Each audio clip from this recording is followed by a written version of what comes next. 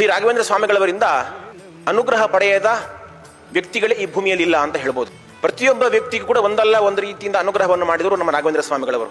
ಹಳ್ಳಿಯಿಂದ ಹಿಡಿದು ಡಿಲ್ಲಿಯವರೆಗೆ, ಈ ದೇಶದಿಂದ ಹಿಡಿದು ಪರದೇಶದವರೆಗೆ, ಬಾಲರಿಂದ ಹಿಡಿದು ವೃದ್ಧರವರೆಗೆ, ಪಾಮರರಿಂದ ಹಿಡಿದು ಪಂಡಿತರವರೆಗೂ ಕೂಡ ಅನುಗ್ರಹವನ್ನು ಮಾಡಿದವರು ರಾಘವೇಂದ್ರ ಸ್ವಾಮಿಗಳವರು.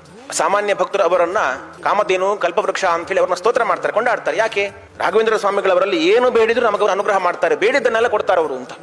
ಸಾಮಾನ್ಯ ಜನರದ್ದು ಈ ರೀತಿಯ ಅಭಿಪ್ರಾಯ ಆದರೆ, ಪಂಡಿತರಿಗೆ ಇದಕ್ಕಿಂತ ದೊಡ್ಡ ಅಭಿಪ್ರಾಯ ಇದೆ. ರಾಘವೇಂದ್ರ ಸ್ವಾಮಿಗಳವರ ಬಳಿಗೆ ಹೋಗಿ ಶಾಸ್ತ್ರದ ವಿಷಯದಲ್ಲಿ ಏನು ಜಿಜ್ಞಾಸೆ ಉಂಟು ಅಂತ ಹೋಗಿ ನೀವು ಅವರ ಗ್ರಂಥವನ್ನು ತೆರೆದು ನೋಡಿದ್ರೆ, ನಮ್ಮ ಮನಸ್ಸಲ್ಲಿ ಯಾವ ಪ್ರಶ್ನೆ ಬಂದಿರುತ್ತೋ ಅದಕ್ಕೆ ಉತ್ತರ ರಾಯರ ಗ್ರಂಥದಲ್ಲಿ ಇದ್ದೇ ಇರ್ತದೆ. ಇದು ರಾಯರ ಗ್ರಂಥದ ಒಂದು ವೈಶಿಷ್ಟ್ಯ. ಅವರ ಉಪನಿಷತ್ ಖಂಡಾರ್ಥವ ಒಂದು ಗ್ರಂಥ ಸಾಕು.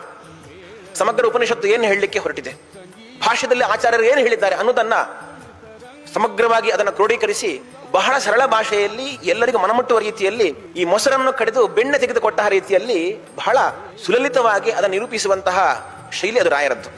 ನೀವು ಬೇರೆ ಯಾವ ವ್ಯಾಖ್ಯಾನವನ್ನು ಓದಬೇಕಾಗಿಲ್ಲ, ರಾಯರ ಒಂದು ವ್ಯಾಖ್ಯಾನ ಓದಿದ್ರೆ ಸಾಕು, ಆಚಾರ್ಯರ ಭಾಷೆದ ಅಭಿಪ್ರಾಯ ಏನು, ಉಪನಿಷತ್ತಿನ ಆಂತರ ಏನು ಅಂತ ಹೇಳಿ ನಾವು ಅದನ್ನು ಅರ್ಥ ಮಾಡಿಕೊಳ್ಬಹುದು.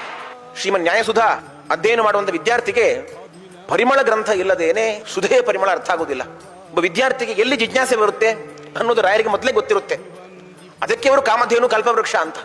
ನಮ್ಮ ಮನಸ್ಸಲ್ಲಿ ಎಲ್ಲಿ ಪ್ರಶ್ನೆ ಬರುತ್ತೆ ಅನ್ನೋದನ್ನು ಅರ್ಥ ಮಾಡಿಕೊಂಡು ಅಲ್ಲಲ್ಲಿ ಕೂಡ ಎಲ್ಲಿ ಜಿಜ್ಞಾಸೆ ಬರುತ್ತೆ ಅಲ್ಲಿ ಬಹಳ ಸೂಕ್ತವಾದಂತಹ ಸಂಗತವಾಗುವಂತಹ ಉತ್ತರವನ್ನ ಬಹಳ ಸಣ್ಣ ಸಣ್ಣ ವಾಕ್ಯಗಳಿಂದ ಕೊಟ್ಟು ಸಮಾಧಾನವನ್ನು ಹೇಳುವಂತಹ ಒಂದು ದೊಡ್ಡ ವೈಶಿಷ್ಟ್ಯ ರಾಯರ ಗ್ರಂಥಗಳಲ್ಲಿದೆ. ಹಾಗಾಗಿ ಸಾಮಾನ್ಯರಿಗೆ ಮಾತ್ರವಲ್ಲ, ಅವರು ಜಿಜ್ಞಾಸುಗಳಿಗೂ ಪಂಡಿತರಿಗೂ ಕೂಡ ಅವರು ಕಾಮಧೇನು.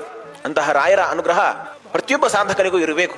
ಈ ಮಾರ್ಗದಲ್ಲಿ, ಅಧ್ಯಾತ್ಮ ಮಾರ್ಗದಲ್ಲಿ ಸಾಗಲಿಕ್ಕೆ ಅವರ ಅನುಗ್ರಹ ಇದ್ರೆ ಮಾತ್ರ ಸಾಧ್ಯ. ಅಂತಹ ಅನುಗ್ರಹವನ್ನು ನಮಗೆ ರಾಯರು ವಿಶೇಷವಾಗಿ ಕರುಣಿಸಲಿ ಅಂತೇಳಿ ನಾವು ಈ ಸಂದರ್ಭದಲ್ಲಿ ವಿಶೇಷವಾಗಿ ಪ್ರಾರ್ಥನೆಯನ್ನು ಮಾಡೋಣ.